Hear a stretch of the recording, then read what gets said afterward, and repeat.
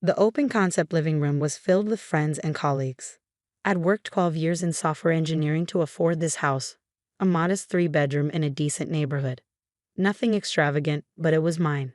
The mortgage was in my name. Every payment came from my salary, my bonuses, my stock options that had finally vested. On the mantel above the fireplace, I'd arranged my professional awards. Employee of the Year for my first company, the Innovation Award for my second, patent plaques for 3 different software solutions I developed, and a framed letter from the CEO thanking me for saving the company $2 million annually through a system redesign. My brother Derek arrived late with his wife and 9-year-old daughter Lily. He walked through the front door, looked around my new house, and I saw his jaw tighten. He didn't congratulate me. He just asked where the food was. I was in the kitchen refilling appetizer trays when I heard the crash. Glass breaking, multiple pieces hitting the hardwood floor. I walked into the living room. Lily stood in front of the mantel, 3 of my awards smashed on the floor around her feet. She was holding one of my patent plaques, raising it above her head. "Dad says you're just lucky," she screamed at full volume. "Dad says you didn't work for any of this. Dad says some people just get lucky." She threw the plaque down. It hit the stone hearth and cracked in half. I looked at Derek. He was standing near the doorway, arms crossed, and as I watched, he gave Lily a thumbs up. Not subtle, not hidden. A clear gesture of approval in front of 30 people. My colleagues stared. My friends looked uncomfortable. My manager, whom I'd invited, stood with his mouth slightly open. I smiled, walked over to the broken awards, and picked up the pieces carefully so no one would cut themselves on the glass. "It's fine," I said to the room. "Accidents happen." Then I walked upstairs to my home office, grabbed my laptop and phone, and left through the side door. I got in my car and drove away from my own housewarming party. I went to a 24-hour diner and ordered coffee. Then I opened my laptop and accessed my banking portal. 4 years ago, Derek had started a landscaping business. He'd been working construction, hated his boss, and decided he could do better on his own. He had ambition but no capital, no credit history, no assets to use as collateral. He asked me to co-sign a business loan, $50,000 for equipment, trucks, mowers, aerators, all the machinery needed to run a professional landscaping operation. I'd said no initially. I was saving for a house. I didn't want my credit tied to his business risk. Then Mom got involved, and Dad, and Derek's wife. Family pressure mounted for weeks. "He's your brother. Family helps family. You make good money. You can afford the risk. He'll pay it back. Don't you want to see him succeed?" Eventually, I signed. Not as a co-signer, but as the primary guarantor. The bank required it because Derek's credit was poor and he had no collateral. I put up my assets, my credit, my financial standing to secure his loan. Derek made payments for 6 months. Then they started coming late. Then he missed one entirely. I got a call from the bank. I covered it to protect my credit. He swore he'd pay me back. Over 4 years, I covered 8 missed payments, $6,400 of my own money, keeping his loan current, keeping his business afloat, keeping my credit score from tanking. He never paid me back. He just kept telling family gatherings how hard he worked, how he built his business from nothing, how some people were self-made and others just got lucky with desk jobs. I pulled up the loan documentation, read through the guarantee agreement, then drafted an email to the bank's business loan department. "I am formally withdrawing as guarantor on business loan account number 4782 to 93562847, effective immediately. Per the terms of the guarantee agreement, I am exercising my right to terminate the guarantee with written notice. Please initiate standard collection procedures with the primary borrower." I attached my guarantee agreement showing the termination clause. Then I sent it. 3 minutes later, I called the bank's 24-hour business line and spoke to a supervisor. I confirmed my email, my identity, and that I understood this would trigger immediate loan default since Derek had no other collateral and insufficient credit to carry the loan independently. "We'll process this first thing Monday morning," the supervisor said. "The account will move to collections and we'll begin asset recovery procedures." "How long until asset recovery?" I asked. "Usually 48 to 72 hours after default notification." "Thank you." I hung up and sat in the diner until midnight. Then I got a hotel room. I didn't want to go back to my house with Derek probably still there, telling people how lucky I was. Monday morning at 8:30, Derek called me. I didn't answer. He called 6 more times. Left voicemails that escalated from confused to panicked.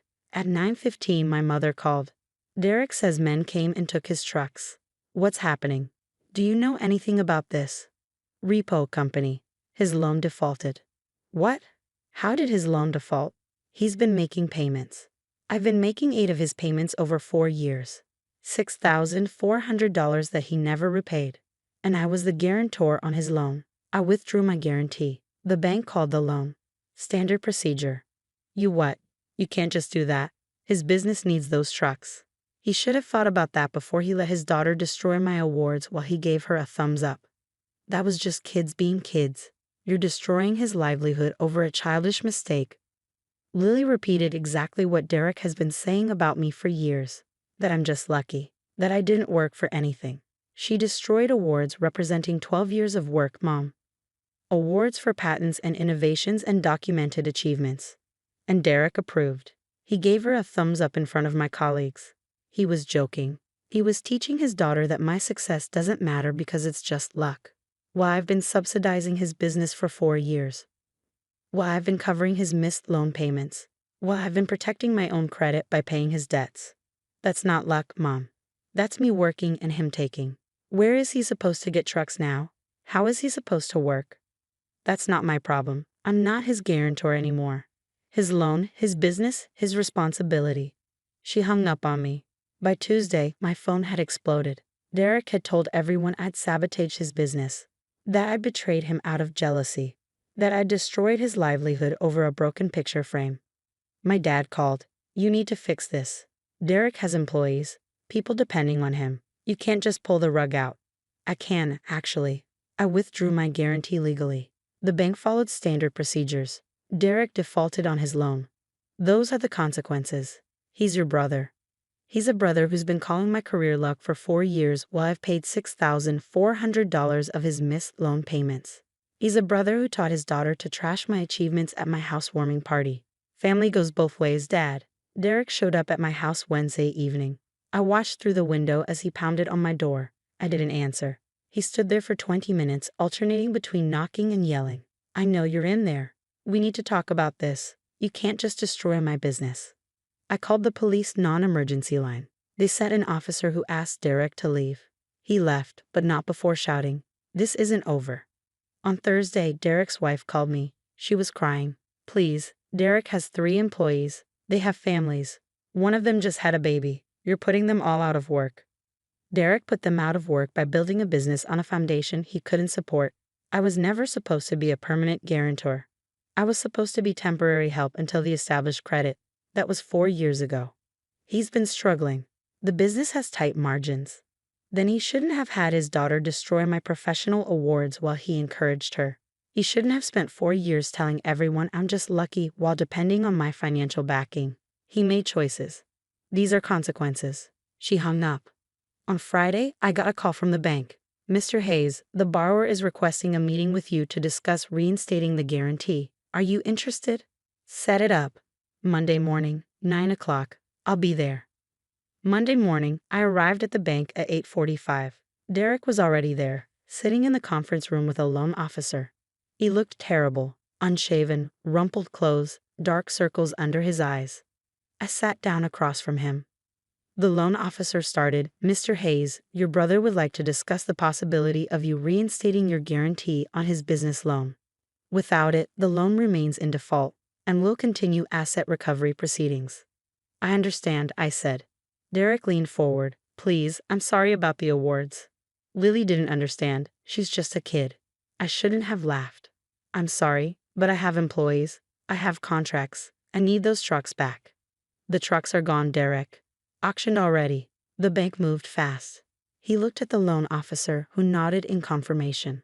Then help me get new ones. Reinstate the guarantee. I'll do better. I'll make every payment. I'll pay you back the money I owe you. You've owed me that money for 4 years. You've never paid a dollar of it back. You've never even acknowledged it. You just kept telling everyone at family dinners how hard you work while some people get lucky with desk jobs. I was just talking. I didn't mean anything by it. You meant it enough to teach it to your daughter. She didn't come up with Dad says you're just lucky on her own. You've been saying that for years, to her, to mom, to dad, to anyone who'll listen. The loan officer looked uncomfortable but stayed quiet. I'm sorry, Derek said again. I'll stop. I'll tell people you worked hard. I'll make sure Lily knows. Just help me save my business. No. What? No. I'm not reinstating the guarantee. I'm not co-signing anything. I'm not providing financial backing. You're on your own. You're serious? You're really going to let my business die over this? Your business died because you couldn't sustain it without my financial support. That's not a viable business, Derek. That's a business dependent on someone else's credit and money. You've had 4 years to build real credit, real collateral, real stability. Instead, you've been calling me lucky while I subsidized your dream. I have a family. I have employees. So do I. I have a career I worked 12 years to build. I have achievements that mean something. I have a house I saved for. All of it earned, Derek. Not luck. Work. And I'm done letting you diminish that work while benefiting from it. He stood up, his chair scraping loudly. The family is going to hear about this. They already have, you told them. What you didn't tell them is that I've been covering your missed loan payments for 4 years. That I've paid over $6,000 keeping your business afloat. That I've been the only reason you still had trucks to repossess. I stood up too. You can start over, Derek. Get a job. Save money. Build credit properly. Start smaller. Do it the right way, but you'll do it without my financial backing and without calling my success luck. I left the bank. Derek stayed, presumably trying to negotiate with the loan officer, but there was nothing to negotiate. Without a guarantor or collateral, his loan was dead. His business closed 3 weeks later. He sold what equipment he still had to pay final wages and close out contracts. Then he got a job with one of his former competitors, working as a crew lead. At family gatherings after that, he didn't talk much.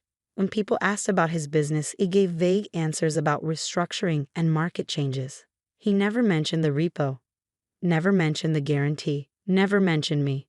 Lily, interestingly, wrote me an apology letter 6 months later.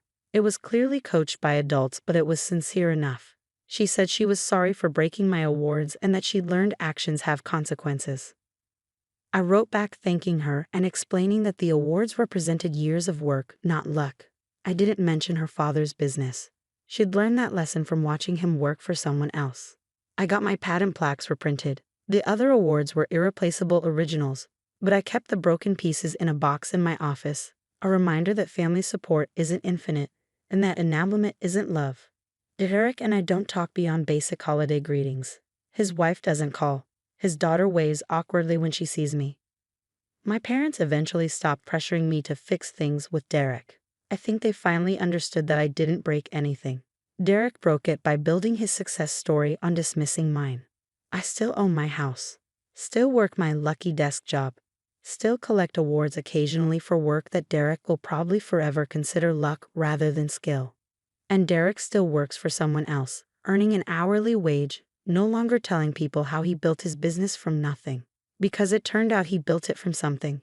He built it from my credit, my money, my guarantee, and my willingness to be taken for granted. When I withdrew those things, there was nothing left to hold it up. Some people call that cruel. I call it reality. You can't call someone lucky while standing on their foundation, then act surprised when they step aside and let gravity do its work. Derek fell, not because I pushed him, but because I stopped holding him up while he spat on my success. That's not cruelty. That's just